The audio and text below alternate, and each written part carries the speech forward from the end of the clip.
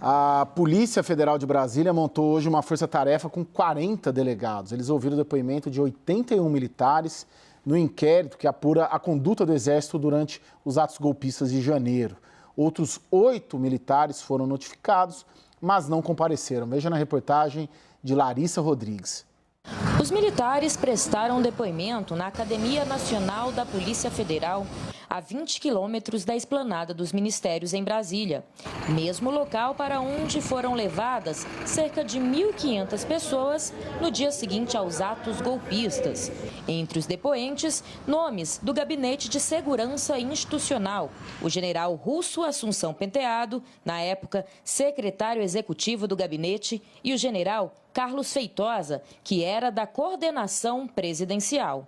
Ao longo do dia, dezenas de outros militares foram ouvidos sobre os atentados de 8 de janeiro. A Polícia Federal quer entender como se deu a operação que não impediu as invasões aos prédios dos 3 poderes, além da suposta omissão desses militares após o quebra-quebra. Em março, o ex-comandante de operações da Polícia Militar do Distrito Federal, Coronel Jorge Naime, afirmou que alguns militares do Exército teriam tentado impedir a prisão de manifestantes durante os atos criminosos. Naime prestou depoimento à época à Comissão Parlamentar de Inquérito realizada pela Câmara Legislativa aqui do Distrito Federal. Ele afirmou ainda que uma espécie de barreira teria sido formada por esses militares para impedir a prisão dos criminosos que atuaram nos atos de 8 de janeiro, como também daqueles acampados em frente ao QG do Exército. O responsável pela área do QG era o general Gustavo Dutra, que chefiava o Comando Militar do Planalto. Ele chegou por volta das 8 da manhã para o depoimento, sem a presença de um advogado. O general foi afastado ainda em fevereiro, mas só deixou oficialmente o posto ontem. A investigação que apura a conduta dos militares foi aberta pela Procuradoria-Geral da República em março, depois que o ministro Alexandre de Moraes, do Supremo Tribunal Federal, decidiu que os oficiais deveriam responder ao inquérito no STF e não no Tribunal Militar. Entre os dias 18 e 24 de abril, a Corte vai analisar as primeiras 100 denúncias de envolvidos nos atos criminosos. Serão julgadas pessoas investigadas no inquérito que apura os executores do vandalismo e num outro que investiga os incitadores das manifestações.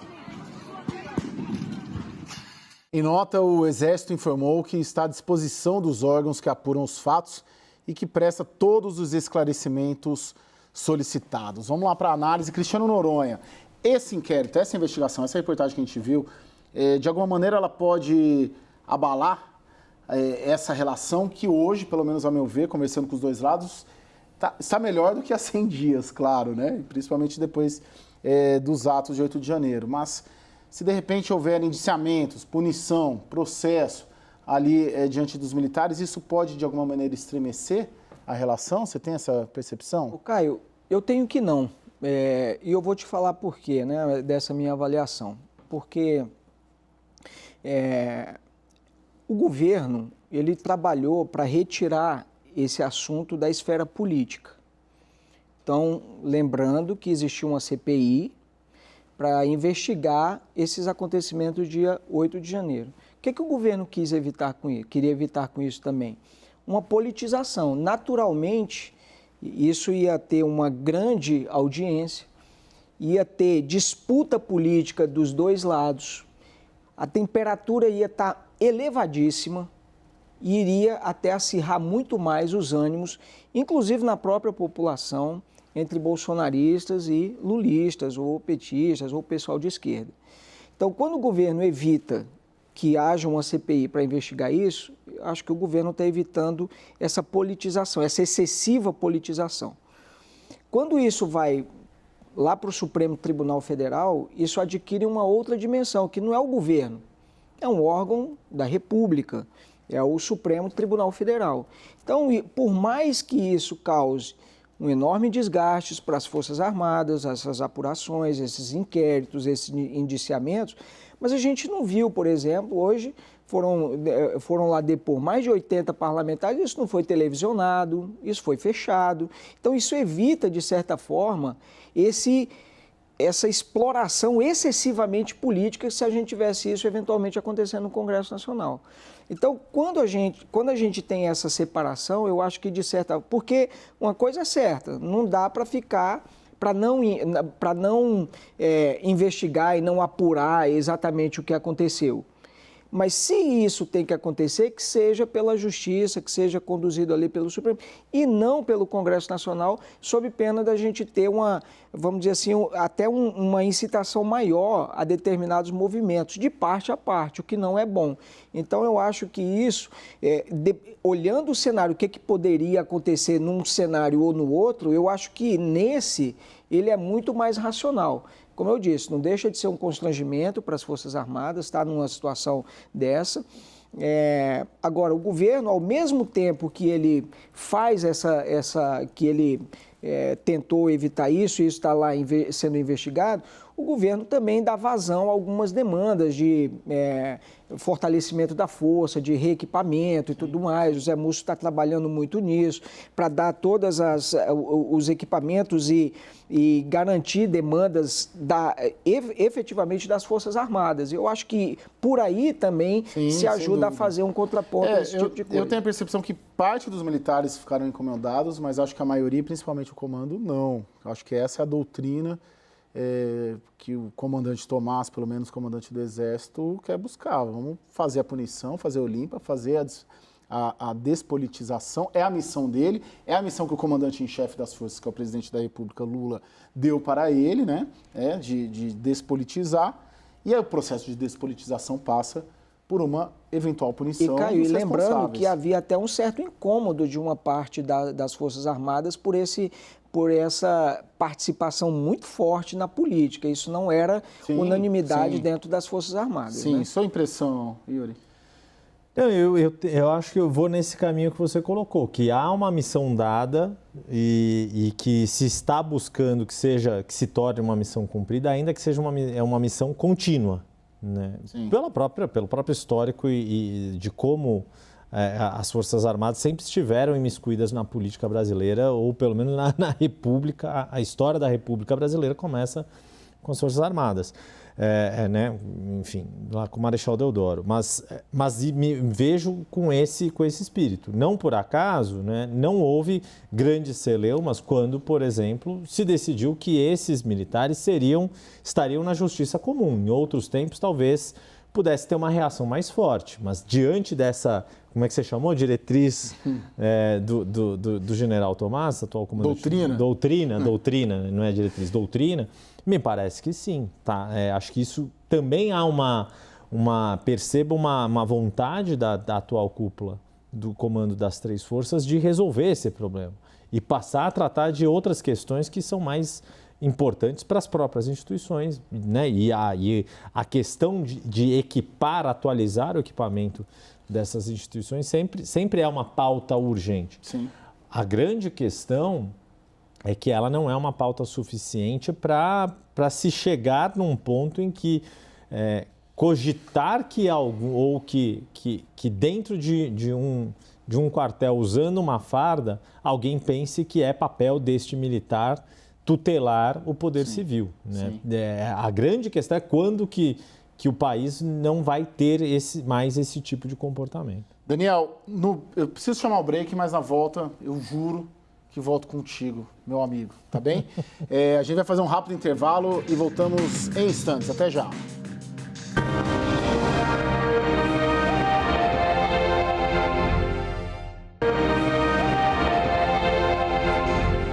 Voltamos com o WW e vamos jogar lá para Brasília, para o Daniel Rittner. Daniel, o Cristiano citou isso também, e isso está no radar. Acho que o ministro da Defesa, José Múcio, essa semana estava numa feira aí também, no Rio de Janeiro, salvo engano, né? Da indústria de defesa. O que pode sair daí? É isso também que os militares querem, mas como que é a situação da nossa indústria de defesa? O que dá para melhorar? Acho que tem papel até do BNDES aí, a Luiz Mercadante também, tentando ver alguma linha de crédito especial. Qual que é o cenário e se ele é promissor nessa seara? E até que ponto ele pode ajudar nessa relação, nessa aproximação do governo Lula com as Forças Armadas? Então, Caio, o que acontece? Para a gente dar o panorama de como está a situação hoje, a gente precisa resgatar o que aconteceu lá atrás, principalmente nos 2 primeiros governos Lula, 2003 a 2010, quando foram lançados projetos estratégicos de defesa, assim que os militares, que as 3 forças chamam esses movimentos, esses grandes projetos. Do que a gente está falando?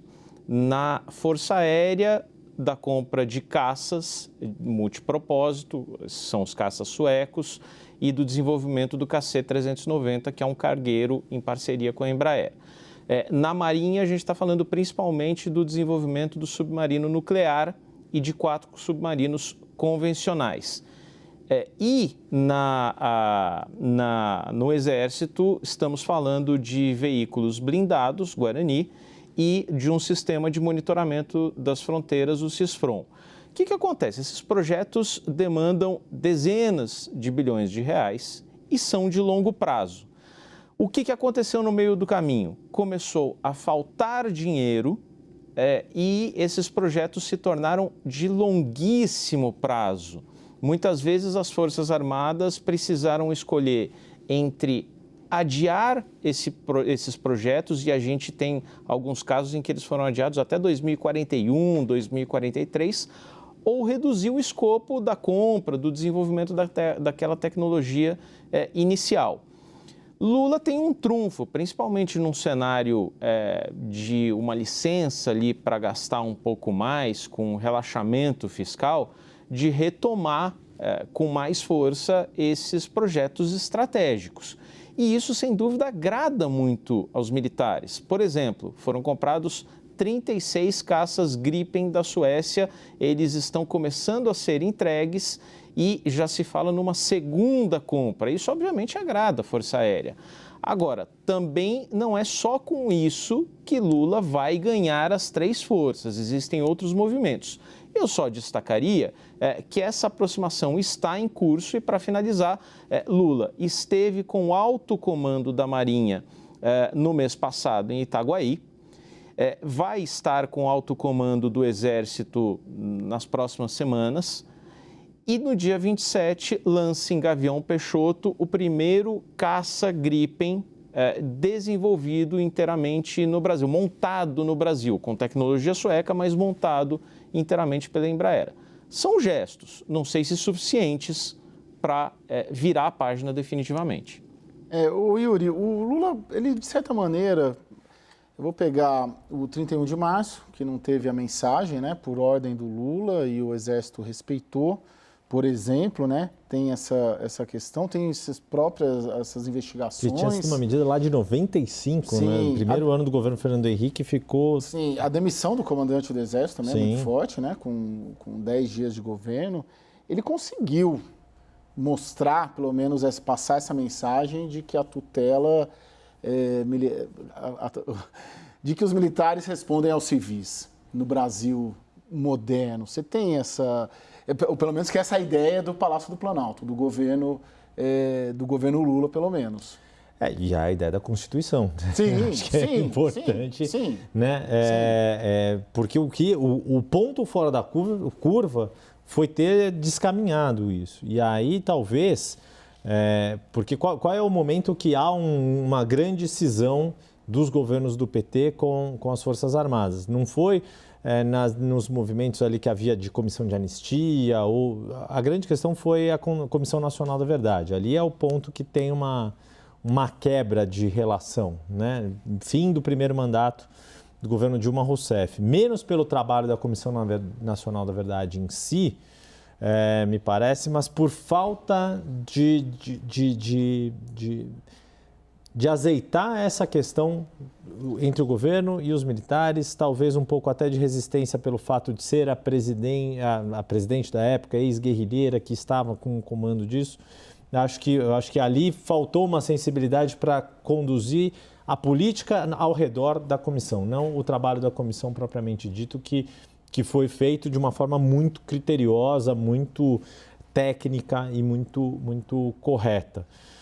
Dito tudo isso, acho que retomar o ponto que o Daniel colocou, voltar com a agenda mais institucional dos equipamentos, de manter as forças atualizadas, de conseguir contemplar algumas demandas mais institucionais das três forças, é um caminho fundamental, mas acho que depende muito de ter, dentro das próprias forças, a consciência de que o mandato constitucional que determina a Constituição é que são os civis. Eu tenho a impressão que no poder político. Desculpa, de janeiro para cá teve gestos de lado a lado e teve antigestos de lado a lado. Né? Quando você considera que o GSI desmilitarizou, a PEC do PT para mexer no artigo 142, você tem gestos e antigestos dos dois lados. Mas eu acho que esses já estão na margem. Acho que, na essência, os dois lados convergiram para o mesmo caminho. Nas 4 linhas, né? Você quer dizer, né? Isso. Caio, posso só arrematar muito rapidamente aqui, porque a gente falou sobre esses projetos estratégicos da defesa e de gastos de bilhões e bilhões de reais, e aí você pode falar assim, mas poxa, está gastando tanto dinheiro, a gente não está em guerra, né?